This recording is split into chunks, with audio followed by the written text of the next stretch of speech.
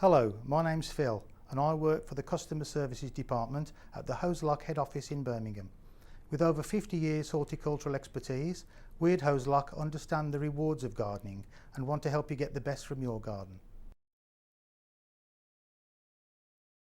First thing to do is remove this display card, which is on the product when you buy it from now. So you just pull it off and unclip it from the bottom. Now to get the parts out, we first need to take all of the hose out. So to do that, we're going to turn the reel upside down.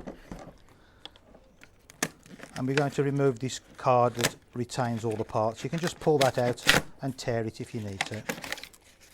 And again, put that out of the way. Now all the parts that you're going to need to assemble the reel are inside here. To get those out, we first need to remove the hose. So to do this, we're going to rotate the drum round until we can see the end of the hose that's on the outside of the reel, which I've located here. And you'll see that the hose is retained by some strapping, so we're going to cut the strapping with a pair of scissors, not a knife, so that you damage the hose. So we cut the strapping first and pull the strapping out. We can then grab the hose that's on the outside of the coil, grab the end and pull that out. Continue to pull all of the hose out until it's outside the case. Don't pull too fast so that you tangle everything up inside. Pull nice and slowly, it won't take very long. So we've removed all of the hose and we've managed to locate all of the parts that's inside the reel. The first thing we need to do is fit the handle to the side of the reel. Now it's important that you realise that when you fit the handle you must rotate it in the direction of the arrow shown here when you rewind the hose. The arrow is on both sides of the reel and you can put the handle on any side of the reel that you want, but once you've fitted it you can't change your mind. Open the bag and locate the handle from one of the bags. I'm going to fit it onto this side of the reel. You'll see on the handle, on the spindle part, there's 4 lugs, as you can see there. Those are going to line up with 4 little slots that are actually in the middle of this black end piece here. So we locate those 4 slots and offer the handle up and then just give it a push to push it inside, and then give it a little tap with the palm of your hand and that's located it in place. You can then rotate it at will. The next 2 parts that we need to fit are the handle part that you're going to actually hold on to when you rewind it. So you need to locate these 2 parts. The first part pushes onto the handle and just clicks into place like so. The second part, the plug, just retains that in place. So you just push it into the middle and push it fully home like that, so that it holds the handle in place. That's the handle part fitted. We now go on to assembling the hose to the inlet. Locate the part that looks like that, that's the layering handle, and that fits so that these 2 lugs fit into these 2 slots in the front of the rollers there, and it just pushes in place. You then locate the small self-tapping screw, and that fits into the middle of these 3 slots here. And then you can just put a posi drive or Phillips screwdriver and secure the handle to the rollers like so. We can now refit the hose to the drum. Locate one end of the hose and pass it through the middle of the 2 rollers. If you've got the floor standing version of this reel, you won't have these rollers. You can just push that through the slot anywhere you like. But for the 2-in-1, it goes through the middle of the rollers, and then we pull it out from inside through the big aperture at the bottom and pull about 1 metre or 2 out, just to make everything easier. So the next 3 parts that we need to locate are the spring, the inlet spindle and the clamping nut, which are these 3 parts here. The first thing to do is slide the clamping nut along the hose so that we don't forget to fit it, with the threads facing the end of the hose, and just slide that out the way. We now take the spring and push the thin end of the spring into the large hole in the inlet spindle like this, and push it all the way through so that it appears out the other end, and pull it just to make sure it's fully home. We're now going to fit the hose to the inlet spindle by pushing the spring along the bore of the hose like that, and pushing the end of the hose all the way into the spindle. Give it a wiggle from side to side just to make sure it's fully home until it stops and you can't push it anymore. We can then clamp the hose to the spindle by tightening the clamping nut up fully.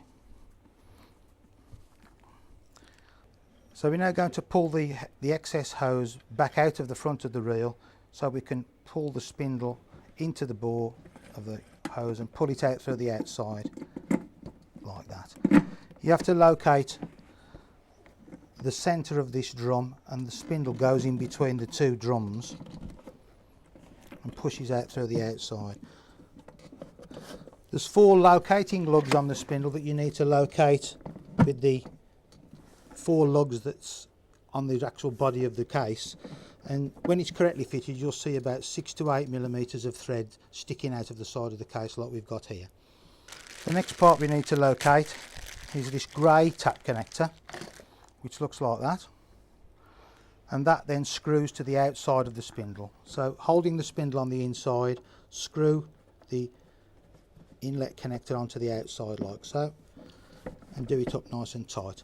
So before we go any further, we need to cut a suitable length of hose to go between our tap and the inlet that we've just fitted to the side of the reel. It's normally about 1.5 to 2 meters, but if you need a piece slightly longer or slightly shorter, that's fine. So we're going to cut that from the end of the main hose. I'm going to cut a piece about 2 meters long like this. With our length of feeder hose cut, we can now fit one of the female fittings to each end of this hose. So again, locate these fittings from the bag sets. They should look exactly the same, and we fit these in a similar manner to we fitted the male spindle when we fitted the hose to the box. So with our 2 female fittings fitted to the end of the feeder hose, we can now use one of them to connect to the inlet of the compact reel. Just pushes on, and the other end fits to our tap. The next job is to fit the nozzle that we're going to use to water our garden onto the end, which is that part there, and that's used and fitted by attaching this female fitting, which is the water stop fitting, which you can tell with the red band round it. Tighten the clamping nut and push the hose nozzle directly into the female fitting and click it into place. Before we wind the hose onto the compact reel, we're going to run water through it just to inflate the hose and make sure that it's fully inflated before we wind it on. So we'll open our tap and water will then start to flow into the reel. If we then hold the grey part still and wind the nozzle anti-clockwise fully, after a few seconds you'll then find water will appear out of the hose nozzle. You can then wind it clockwise to shut the water off, and then close the tap to shut the water supply off. When we've done that, we can then wind the hose onto the reel.